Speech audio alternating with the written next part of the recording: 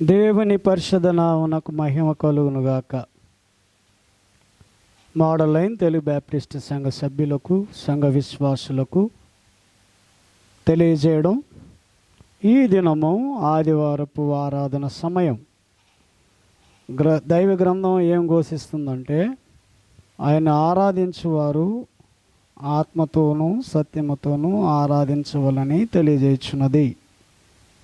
కాబట్టి దేవుని బిడ్డలారా, మనకు సంఘముతో కలిసి ఆరాధన చేసుకోలేన అప్పటికి దేవుడు ఈ యొక్క యూట్యూబ్ ద్వారా మనకిచ్చిన ఆధిక్యాన్ని బట్టి దేవునికి మొట్టమొదటిగా వందనాలు తెలియజేస్తున్నాం. కాబట్టి మీ పనులన్నీ చక్కబెట్టుకొని ఆదివారపు ఆరాధన యూట్యూబ్ దగ్గర మీరందరూ కలుసుకొనవలసిందిగా మీకు తెలియజేయుచున్నాను. ప్రార్థన చేసుకుందాం. మమ్మల్ని మిక్కిలిగా ప్రేమించుచున్న మహారాజా, నీ పరిశుద్ధ పాదములకు వందనాలు తెలియజేస్తున్నాం. యేసయ్యా, మరి గత 4 మాసములు ప్రభువా ఆరాధన సంఘములో లేక మందిరాలన్నీ మూతబడి ఉన్నాయి. త్వరలో మీరు ప్రభుత్వానికి నైనా రాజుల యొక్క హృదయాన్ని నీటి కాలువలో చేసి మందిరాలన్నీ తెరవబడి స్వతంత్రముగా నేను ఆరాధించుకోవటానికి సహాయం చేయమని, ఈ ఆరాధన అంతటిలో ఆది నుంచి అంతం వరకు శిరస్సు వహించి నడిపించి నీ దాసుని నిలబెట్టుకొని మీరు మాట్లాడమని సమస్తాన్ని చేతికి అప్పచెప్పుచు యేసయ్య నామమున వేడుకున్నాము తండ్రి, ஆமென். ஒரு சின்ன ப்ரேயர் பண்ணலாமா? ஏசப்பா, உங்கள் பிரசன்னத்தில் எப்பொழுதும் மகிழ்ச்சியாக இருக்க உதவி செய்யுங்கப்பா. ஆமென். ஒரு பாட்டு பாடலாமா? உங்கள் பிரசன்னத்தில் சீரகில்லாமல் பறக்கிறேன், உங்கள் சமூகத்தில் குறைவில்லாமல் வாழ்கிறேன். உங்கள் பிரசன்னத்தில் சீரகில்லாமல் பறக்கிறேன், உங்கள் சமூகத்தில் குறைவில்லாமல் வாழ்கிறேன். என் தஞ்சமானீரே, என் கோட்டையானீரே, முருகமானீரே, என் நண்பனானீரே. என் தஞ்சமானீரே, என் கோட்டையானீரே, முருகமானீரே, என் நண்பனானீரே. உங்க பிரசன்னத்தில் சீரகில்லாமல் பறக்கிறேன், சமூகத்தில் குறைவில்லாமல் வாழ்கிறேன். உங்க பிரசன்னத்தில் சீரகில்லாமல் பறக்கிறேன், உங்க சமூகத்தில் குறைவில்லாமல் வாழ்கிறேன். உயர்ந்த வாழ்வையே மெய்யாக மாற்றி நீர் மன்னான என்னையே கண்கள் கண்டது. உயர்ந்த வாழ்வையே மெய்யாக மாற்றி நீர் மன்னான என்னையே கண்கள் கண்டது. உங்க பிரசன்னத்தில் சீரகில்லாமல் பறக்கிறேன், உங்க சமூகத்தில் குறைவில்லாமல் வாழ்கிறேன். உங்க பிரசன்னத்தில் சீரகில்லாமல் பறக்கிறேன், உங்க சமூகத்தில் குறைவில்லாமல் வாழ்கிறேன். உறவாத என்னையே உருவாக்கும் உறவே, நீ வாழ என்னையே உருவாக்கும் உறவே. உறவாத என்னையே உருவாக்கும் உறவே, நீ வாழ என்னையே உருவாக்கும் உறவே. உங்க பிரசன்னத்தில் சீரகில்லாமல் பறக்கிறேன், உங்க சமூகத்தில் குறைவில்லாமல் வாழ்கிறேன். உங்க பிரசன்னத்தில் சீரகில்லாமல் பறக்கிறேன், உங்க சமூகத்தில் குறைவில்லாமல் வாழ்கிறேன். ஆமென். ஆமென். దేవుని బిడ్డలారా, మనము గత 4 వారములుగా అయ్యో వారు కయ్యోను, అయ్యో వారికి శ్రమ, వారు కయ్యేను మార్గమున నడచరి అని యూదా పత్రిక 1వ అధ్యాయము 11వ వచనములో ఆ యొక్క అంశము పైన కయ్యను ఏ ఏ మార్గములో నడిచెను అని ఒక 9 మార్గాలు మనం విభజించుకొని ఈ దినాన 5వ మార్గమైన మోసము. అయ్యో వారికి శ్రమ, వారు కయ్యను నడిచిన మార్గమున నడిచిరి. కయ్యను ఏ మార్గములో నడిచెను అని 4 మార్గాలు 4 వారాలు ఆత్మదేవుడు మనతో మాట్లాడాడు. ఈ దినము కయ్యను మోసముతో కూడిన మార్గమున నడచెను అనేటువంటి అంశము పైన ఆత్మదేవుడు మాట్లాడవలని మొట్టమొదటిగా ఆత్మదేవుణ్ణి ఆహ్వానించుకుందాం. దేవుని బిడ్డలారా,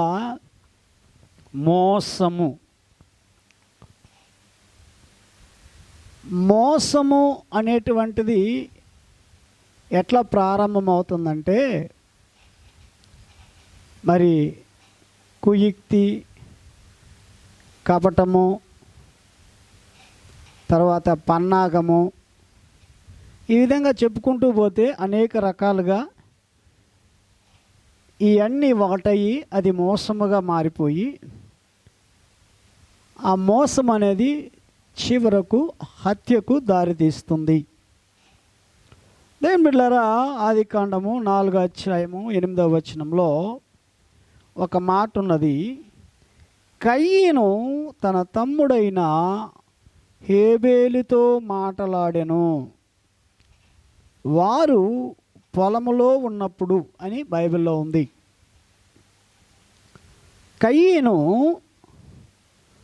తన తమ్ముడైన హేబేలుతో మాటలాడెను. మరి ఆ తర్వాత ఏమనుందంటే, వారు పొలములో ఉన్నప్పుడు అని ఉన్నది. అంతకుముందు ఏం జరిగింది? ఇద్దరి అర్పణలు తెచ్చిపెట్టారు. దేవుడు హేబేలు యొక్క అర్పణను అంగీకరించాడు. కయ్యను అర్పణ అంగీకరించినందువల్ల కయ్యనిలో మరి అసూయ, కోపము, క్రియ మంచి లేనటువంటిది. దేవుని బిడ్డలారా, మనం గమనించినట్లయితే ఈ విధంగా అనేక రకాలుగా ఆయన హృదయం పాపముతో నిండిపోయింది. అయితే ఆ నిండినటువంటి హృదయముతోటి తన తమ్మునితో మాట్లాడుతున్నాడు. ఏమని? వంచన అంటే వంచన చేత తన తమ్ముని పొలములోనికి తీసుకెళ్ళి అక్కడ ఒక మాట ఉంది, కయ్యను తన తమ్ముని పైన పడి అతనిని చంపెను అని ఉంది. ఇది ఒక పన్నాగము, ఒక కుయుక్తి, ఒక వంచన, ఈ విధంగా రకరకాలైనటువంటి అర్థాలను ఇస్తుంది. దేవుని బిడ్డలారా, కయ్యను తన తమ్ముడైన హేబేలుతో మాటలాడెను. ఏం మాట్లాడుంటాడు? ఇంటి దగ్గరుంటే అతన్ని చంపటానికి వీలుండదు, ఇంటి దగ్గరుంటే చంపటానికి ధైర్యం రాదు. అందుకని చక్కగా తమ్మునితో మాట్లాడి, వంచనగా మాట్లాడి, కుయుక్తిగా మాట్లాడి, పన్నాగము పన్ని మరి పొలంలోనికి తీసుకెళ్తున్నాడు. తీసుకెళ్ళి అతని పైబడి చంపెను అని ఉంది. దేవుని బిడ్డలారా, మనం గమనించినట్లయితే ఇవన్నీ హృదయములో నిండి మరి తమ్మునితో వంచనగా మాట్లాడి కపటోపాయము చేత పొలములోకి తీసుకెళ్ళి చంపెను. ఇది భయంకరమైన మోసపు మాటల చేత తన తమ్ముడిని పొలములోనికి తీసుకెళ్ళి చంపివేశాడు. ఈ మోసము చాలా భయంకరమైందండి. అదే మోసానికి భావం ఏంటంటే 4 రకాలు: పన్నాగము, వంచన, కుయుక్తి, కపటము. ఈ 4 కలిసి మోసం అనేటువంటి క్రియ, మోసపు క్రియ. దేవుని బిడ్డలారా, అందుకని ఇర్మియా గ్రంథంలో ఒక మాట ఉన్నది. ఇర్మియా గ్రంథము 9వ అధ్యాయము 5వ వచనంలో, సత్యము పలుకక ప్రతివాడును తన పొరుగువానిని వంచించును, అబద్ధములాడుట తమ నాలుకకు అభ్యాసము చేసి ఉన్నారు. ఏంటండి? ఒక వ్యక్తిలో ఈ 4 రకాలైనటువంటి ఉద్దేశాలు వచ్చినప్పుడు ఏంటి? మొట్టమొదటిగా పన్నాగము, వంచన, కుయుక్తి, కపటము. ఈ 4 తన యొక్క హృదయములో పరిపూర్ణముగా నిండిన తర్వాత ఆ వ్యక్తి ఏం చేస్తాడంటే, ఆ వ్యక్తి నోటిలో నుండి సత్యం అనేది రాదు. అతనిలో సత్యము పనిచేయదు. సత్యముకి అనుకూలంగా జీవించలేడు. అక్కడ ఒక మంచి మాట ఉంది: సత్యము పలుకక ప్రతివాడును తన పొరుగువానిని వంచించును. సత్యం లేనప్పుడు ఏం చేయాలన్నా కానీ దానిని తీర్మానం చేసుకుంటాం. సత్యమే లేనప్పుడు ఒక వ్యక్తిలో వంచన ఎక్కువ అవుతుంది, కపటం ఎక్కువ అవుతుంది, పన్నాగాలు ఎక్కువ అవుతాయి, కుయుక్తి ఎక్కువ అవుతుంది. అతనిలో ఆ 4 రకాలైనటువంటి ఉద్దేశాలు ఉన్నప్పుడు అతనిలో సత్యము ఎంత మాత్రం ఉండదు. పరిపూర్ణంగా ఆయన వంచనకు దిగజారుతాడు. బైబిల్ గ్రంథం ఏం చెప్పింది? అబద్ధములాడుట తమ నాలుకకు అభ్యాసము చేసి ఉన్నారు. ఇన్ని జరిగిన తర్వాత దేవుడనే భయం లేకుండా వాళ్ళు ఏం చేస్తారంటే అబద్ధములాడటానికి అనవసరంగా అబద్ధాలు మాట్లాడతారు. దేనికైనా తయారవుతారు, ఏం చేయటానికైనా సిద్ధపడతారు. చక్కని మాట చూడండి: సత్యము పలుకక ప్రతివాడును తన పొరుగువానిని వంచించుచు అబద్ధములాడుట తమ నాలుకకు అభ్యాసము చేయుచున్నారు. ఇవన్నీ ఎట్లొస్తాయి? హృదయము నిండిన దాన్ని బట్టి పెదవుల దారి బయటకు వస్తాయి. రకరకాల ఉద్దేశాలు తన హృదయములో నిండిన దానిని బట్టి అది పెదవుల ద్వారా అబద్ధపు సంభాషణ వచ్చేస్తుంది, వచ్చి హత్యకు దారితీస్తుంది.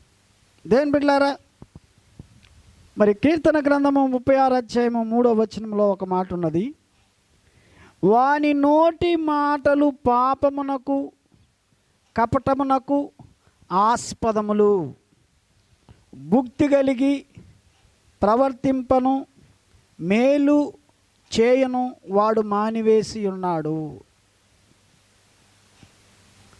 ఇలాంటి హృదయము కలిగిన వారు వారి నోటి మాటలలో పాపము బయలుదేరి ఆ పాపము కపటము ద్వారా బయటపడి ఏంటండి బుద్ధి కలిగి ప్రవర్తింపను అంటే బుద్ధి కలిగి ప్రవర్తించేటువంటి అవకాశం వాళ్ళలో ఉండదు. మేలు చేయను అంటే మేలు చేయటానికి వారి మనసుకు చోటివ్వదు. ఇవన్నిటినీ ఏంటి బుద్ధి కలిగి ప్రవర్తించాలన్నా మరి మేలు చేయాలన్నా వారు మానివేస్తారు. మంచి చేయాలన్నా చేయలేరు, మేలు చేయాలన్నా చేయలేరు. బుద్ధి కలిగినటువంటి ఆ జ్ఞానం వాళ్ళలో ఉండదు. వారు ఏం చేస్తారు? మేలేదనే చేయరు. ఇవన్నీ మానివేస్తారంట. ఎప్పుడు? దేవునికి అర్పణలు సరిలేనప్పుడు, ఆ అర్పణల ద్వారా దేవుడు ఆ వ్యక్తిని త్రోసివేసినప్పుడు అతనిలో ఇవన్నీ బయలుదేరి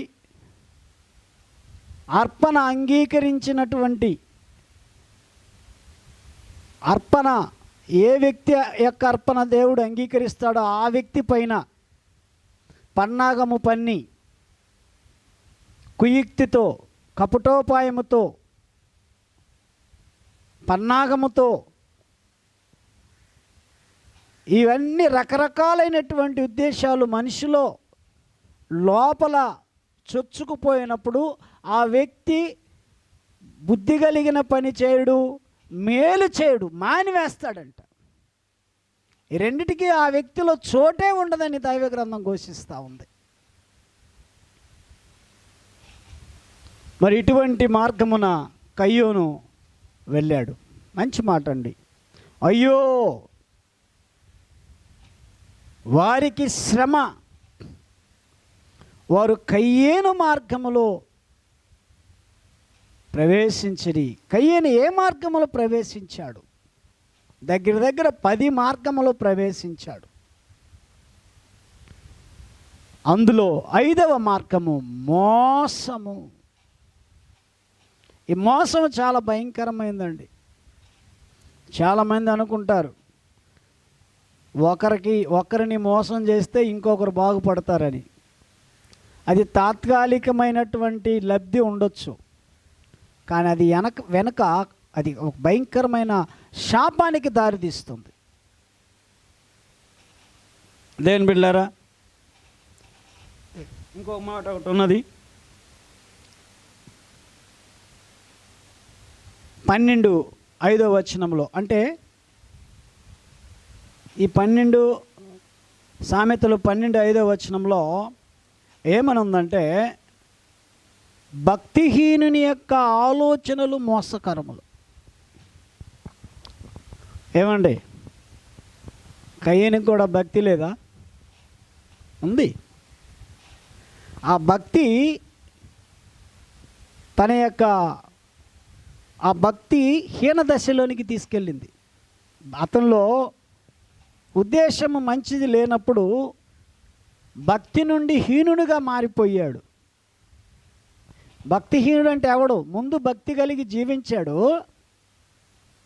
అయితే తన దురాశల వలన, తనలో ఉన్న అసూయ వలన, కోపం వలన, తనలో ఉన్నటువంటి మంచి క్రియలు లేనందువల్ల, సమర్పణ లేనందువల్ల ఆ భక్తి అనేది హీన దశకు దారితీస్తుంది. ఇంతకుముందు భక్తి కలిగిన వారే, అయితే దేవుని యొక్క శక్తి లేకుండా మోసపు మార్గములో ప్రవేశించిన వారు వీరు. అందుకని చక్కని మాట చూడండి, భక్తిహీనుని ఆలోచనలు మోసకరములు. అంటే భక్తి కలిగినటువంటి ఆలోచనలు బాగానే ఉంటాయి, వారు నీతియుక్తమైన బలులు చెల్లిస్తారు, వారి నీతిని అనుసరించి నడుచుకుంటారు, ఒక వ్యక్తి ముందు భక్తిపరుడుగా ఉండి ఆ భక్తి నుండి జారి హీన దశకి వెళ్ళినప్పుడు అతడు భక్తిహీనుడైపోతాడు. అప్పుడు హీనుని యొక్క ఆలోచనలు అవి భక్తి కలిగినవిగా ఉండవు, అవి మోసకరమైన ఆలోచనలు. ఎవరితోనైనా సంభాషించినా తనలో ఉన్నటువంటి మోసాన్ని చెప్తాడు. ఎవరి దగ్గరికన్నా వెళ్ళినా తన శైలిలో తనకే ఉద్దేశాలు ఉన్నాయో అవి అన్నీ వాళ్ళకు చెప్తాడు. అంటే తప్పు లేనట్టుగా చెప్తాడు. అవి మోసకరమైన ఆలోచనలు అని దైవ గ్రంథం చెప్తా ఉంది. భక్తి కలిగినటువంటి ఆలోచనలు వారి నీతి మార్గములను నడిపిస్తాయి. భక్తిహీనుని అంటే భక్తిగా ఉండి హీన దశకు వచ్చినటువంటి వాని యొక్క ఆలోచనలు మోసకరములు. కయ్యనికి భక్తి లేకపోతే అర్పణలు ఎందుకు తీసుకొస్తాడు? ఉంది. అయితే ఆ భక్తి అనేది హీన దశకు వచ్చినప్పుడు తనలో ఈ కార్యాలన్నీ బయలుదేరి తన తమ్ముని మీద పడి చంపాడు. నేను బిడ్డలారా, అదే కింద చదువుకుందాం. సామెతల గ్రంథం 12:6లో భక్తిహీనుని యొక్క మాటలు నరహత్య చేయ పొంచువారి వంటివి.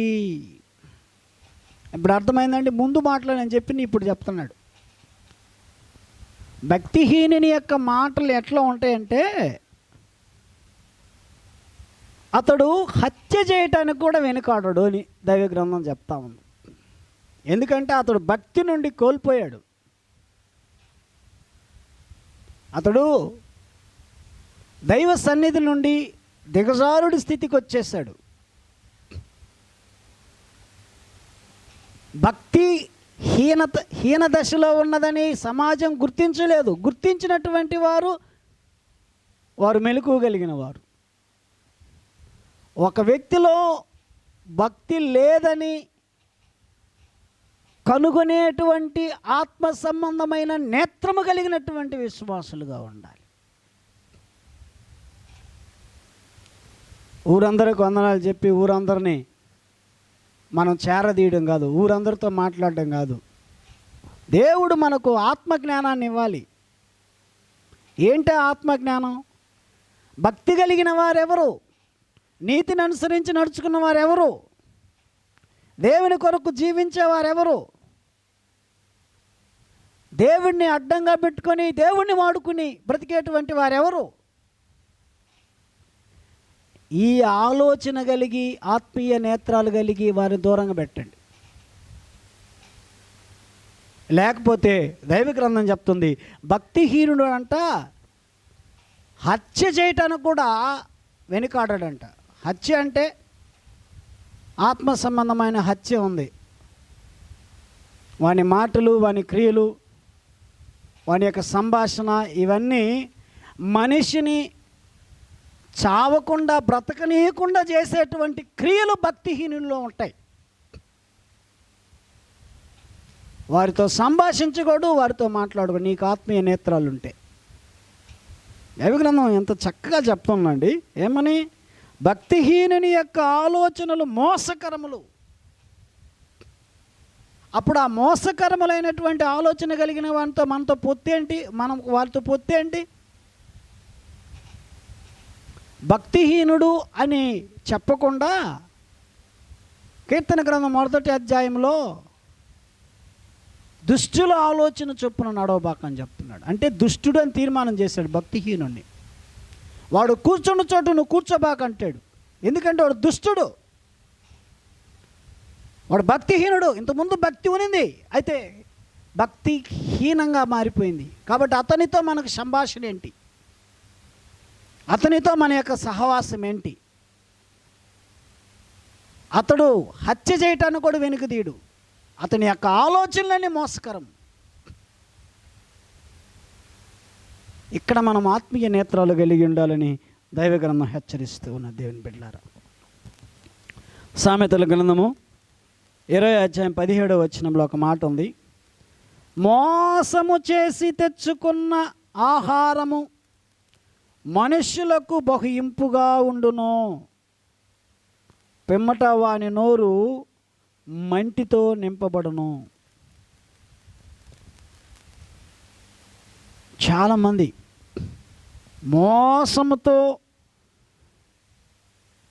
మోసము చేసి తెచ్చుకున్న ఆహారం అంటే దేవుని నామమును ఉచ్చరించి, దేవుని నామమును ప్రకటన చేసి, దేవుని బిడ్డలమని సమాజంలో ఒక గుర్తు తెచ్చుకొని, దానిని ఆధారం చేసుకొని ప్రజలను మోసం చేస్తూ తెచ్చుకున్న ఆహారము అది వాళ్ళకి ఇంపుగా ఉంటుందంట. నీతితోటి, వైరాగ్యముతోటి, కరువైన, ఖడ్గమైన, వస్త్రహీనతైన, రాబోయినవైన దేవుని కొరకు ఎంత మరణమైనను భయపడకుండా సేవ చేసి దేవుడు పోషించేటువంటి బిడ్డలు, అది ఆశీర్వాదకరం. కానీ దేవుణ్ణి ఒక గుర్తుగా పెట్టుకొని ప్రజలను మోసం చేయొచ్చు, తీసుకొచ్చి తినేటువంటిది అది ఇంపుగా, వాళ్ళ దృష్టికి అది ఇంపుగా ఉంటుందంట. అయితే అది ఏమిగా ఉంటుంది? ఆ తెచ్చుకున్నటువంటి వారు ఇంపుగా తిన్న తర్వాత వారి జీవితము వారి యొక్క నోటిలో మంటితో నింపుతాడంట. చూసాముగా గెహాజీని. సిరియావాడైన తెచ్చినటువంటి ఆ యొక్క దుస్తులు కానీ, వెండి బంగారము ఎలీషాకు ఇష్టపడక, నీ వెండి నువ్వు తీసుకెళ్ళు, నీ బంగారు నీతో తీసుకెళ్ళు, నీ సేనార వస్త్రాలు నీ తీసుకెళ్ళు, నాకు అవసరం లేదని చెప్తే, నా యజమానుడికి ఇష్టము లేకపోయాను కనుక నేను పోయి తెచ్చుకుంటానని వెళ్ళిపోయాడు. దేవుని యొక్క పరిచర్య నుండి వెళ్ళిపోయాడు, దైవ సన్నిధి నుండి వెళ్ళిపోయాడు, తన యొక్క ఆత్మీయ తండ్రి నుండి వెళ్ళిపోయాడు, ఆత్మీయ స్థితి నుండి లోకానికి వెళ్ళిపోయాడు, క్షయాన్ని నమ్ముకొని వెళ్తున్నాడు, అక్షయమైనటువంటి ఆత్మ సంబంధమైన పరిచర్యను విడిచిపెట్టాడు, తెచ్చుకున్నాడు. గెహాజీ ఎక్కడికి వెళ్ళావు? నీ దాసుడైన నేను ఇక్కడే ఉన్నాను, నా ఏలినవాడ. ఆ సిరియవాడైనటువంటి నయమాను యొక్క రథము ఎదుర్కొనబోయినప్పుడు నా మనస్సు నీతో రాలేదా? ఒలీవ చెట్లు, ద్రాక్ష చెట్లు, వెండి బంగారాలు, దాసదాసీలు సంపాదించుకొనుటకి ఇది సమయమా? నువ్వు వచ్చింది అన్నిటిని విడిచి వచ్చావుగా, లోకమే వద్దనుకొని వచ్చావుగా, దేవుడు కావాలనుకొని వచ్చావుగా, దైవ పరిచర్య కావాలనుకొని వచ్చావుగా, అక్షయాన్ని పొందుకోవాలని వచ్చావుగా, ఆ అక్షయతలో అనేక మందిని చేర్చాలని వచ్చావుగా. క్షయాన్ని విడిచిపెట్టి మళ్ళీ క్షయం కోసం వెళ్తున్నావు.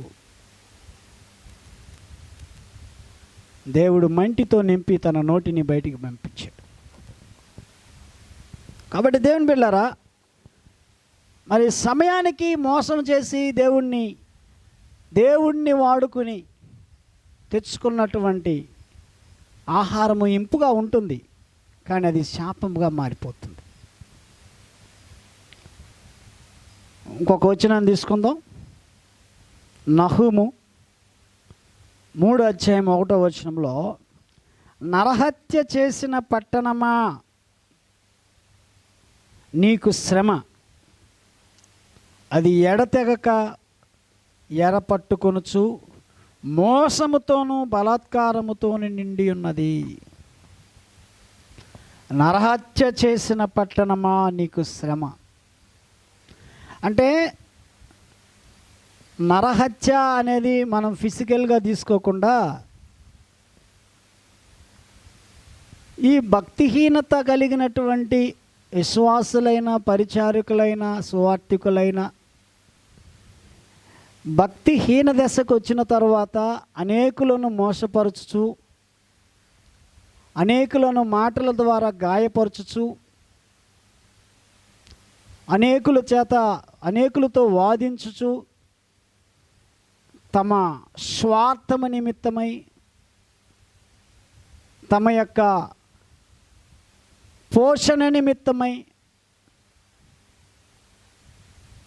తన యొక్క గర్వము నిమిత్తమై, తన యొక్క అతిశయము నిమిత్తమై సమాజాన్ని పాడు చేయొచ్చు. జీవించేటువంటి పట్టణమా, నీకు శ్రమ, అది ఎడతెగక ఎరపట్టుకొనుచు మోసముతో బలాత్కారము చేయుచున్నది. ఎవరు? భక్తి నుండి హీన దశకు వెళ్ళినటువంటి పట్టణంలో ఉన్నటువంటి ప్రజల నిమిత్తమై దేవుడు మాట్లాడుతున్నాడు. నీకు శ్రమ. దేవుని బిడ్డలారా, ఇవన్నిటిని ఒకసారి గమనించినట్లయితే, అయ్యో వారు కయ్యను నడిచిన మార్గమున నడిచిరి.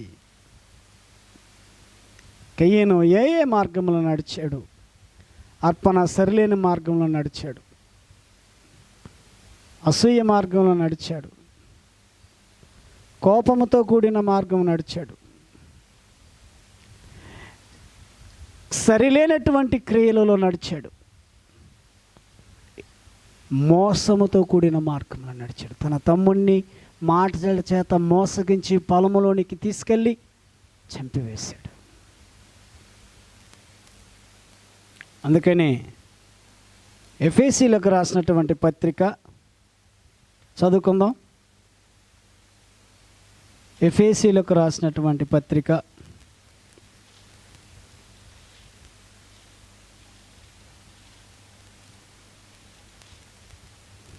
4వ అధ్యాయము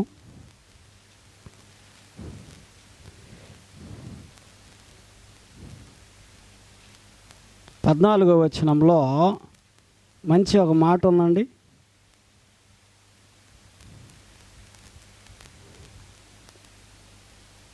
అందువలన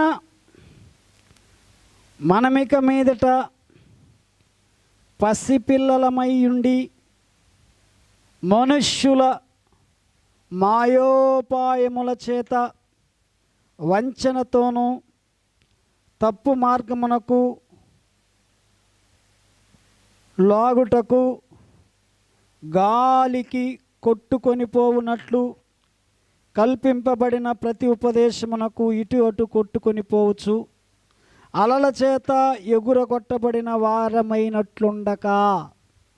అంటే మనుషుల యొక్క మాయోపాయము చేత ఎగురగొట్టబడిన వారమైనట్లుండక. సరే, ఏం చేయాలి? ప్రేమ కలిగి సత్యము చెప్పుచు క్రీస్తువులే ఉండుటకు మనం అన్ని విషయములలో ఎదుగుదము. దేవుని బిడ్డలారా, ఈ విషయము కయ్యని చేయలేకపోయాడు. చేసి ఉంటాడు, అయితే ఎందుకు చేయలేకపోయాడంటే తన అతిక్రమములు దాచిపెట్టినవాడు వర్ధిల్లడు, కానీ దాన్ని ఒప్పుకొని విడిచిపెట్టినవాడు కనికరం పొందడు. ఒకవేళ కయ్యను కానీ తాను చేసినటువంటి క్రియను దేవుని సన్నిధిలో ఒప్పుకొని ఉంటే మరి దేవుడు క్షమించేటువంటి వాడు. అయ్యో నా దోష శిక్ష నేను భరించలేనంతవంటి గొప్పదని కేకలు వేస్తున్నాడు. కాబట్టి దైవ గ్రంథం యోధా పత్రికలో 1:11 అయ్యో వారికి శ్రమ, వారు కయ్యను నడిచిన మార్గమున నడిచి. కయ్యను ఏం మార్గం నడిచాడు? మోసపు మార్గములను నడిచి తన యొక్క తమ్ముని చంపివేశాడు. కాబట్టి దేని బిడ్డలారా, అలా కాకుండా ప్రేమ కలిగి సత్యము చెప్పుచు అన్ని విషయములలో ఎదగాలని పౌలు మనల్ని హెచ్చరిస్తున్నాడు. దేవుడి కొద్ది వాక్యాన్ని దీవించి ఆశీర్వదించునుగాక. ప్రార్థన చేసుకుందాం. మమ్మల్ని మిక్కిలిగా ప్రేమించుచున్న మహారాజా, నీ పరిశుద్ధ పాదములకే వందనాలు. ఇంతవరకు మీరు మాట్లాడిన మాటలను బట్టి వందనాలు. విన్న ప్రతి ఒక్క హృదయాన్ని తండ్రి స్తోత్రం రాజా నమోదు చేయండి. నెంబర్ వేసుకునేటువంటి భాగ్యాన్ని దయచేయండి. వాక్యం ప్రకారం జీవించడానికి సహాయం చేయండి తండ్రి. మా సంఘమును, మా నాయకులను, మా సభ్యులను తండ్రి స్తోత్రము రాజా యేసయ్య నీ కాపుదల కింద భద్రపరచండి. ప్రపంచంలో ఉన్నటువంటి నలుమూలల ఈ వైరస్ ద్వారా సతమతమవుతున్నటువంటి బిడ్డలందరినీ నీ కాపుదల దయచేయండి.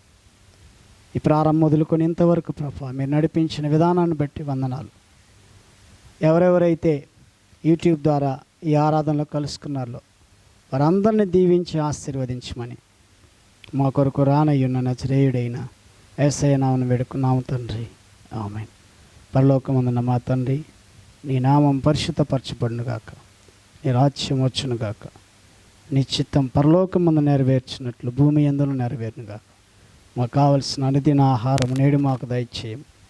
మా రుణస్థులను క్షమించిన ప్రకారం మా రుణములను క్షమించము. మమ్మల్ని శోధనలోనికి తేక కీడు నుండి తెప్పించము. ఎందుకంటే నీ రాజ్యము బలము మహిమ నిరంతరము నీదై ఉన్నది తండ్రి, ఆమేన్. మన తండ్రి అయిన దేవుని యొక్క ప్రేమ, కుమారుడైన క్రీస్తు యేసు కృప, పరిశుద్ధాత్మ యొక్క అన్యోన్య సహవాసం యూట్యూబ్ ద్వారా ఎవరెవరైతే ప్రపంచము నలుమూలల ఆరాధనలు కలుసుకున్నారో వారందరికీ ఇప్పుడు ఎల్లప్పుడు సదాకాలము తోడి ఉండునుగాక, ఆమేన్. ప్రతి చోట నీ సాక్షిగా ప్రభువాని నుండు నట్లు ఆత్మాభిషేకము ఆత్మీయ రూపంగా యేసుని